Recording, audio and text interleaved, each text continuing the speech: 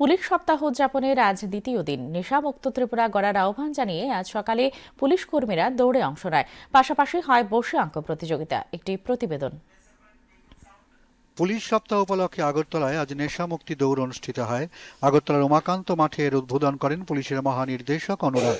এছাড়া উপস্থিত ছিলেন অতিরিক্ত পুলিশ মহানির্দেশক জি.কে. রাও সহ পশ্চিম জেলার জেলাশাসক ডাক্তার বিশাল কুমার সহ অন্যান্যরা। র্যালিতে রাজ্যের পুলিশ, টিএসআর ও বিএসএফ সহ সাধারণ মানুষও অংশগ্রহণ করেন।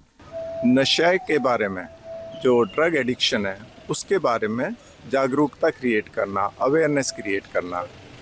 और जैसा कि मैंने अभी बताया कि जो नशा मुक्त त्रिपुरा को अगर हमें संभव बनाना है, इसके लिए 3 कदम जरूरी हैं। उसमें एक है अवेयरनेस, दूसरा एनफोर्समेंट और तीसरा रिहैबिलिटेशन।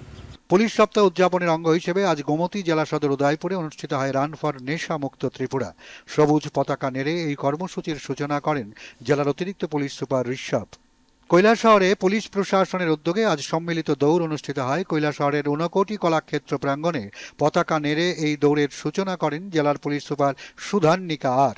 বক্তারা নেশার বিরুদ্ধে সবাইকে সোচ্চার হতে আহ্বান জানান। এদিকে ত্রিপুরা পুলিশের উদ্যোগে আজ রবীন্দ্র শতবার্ষিকী ভবনে অনুষ্ঠিত হয় বসে আঁকো প্রতিযোগিতা।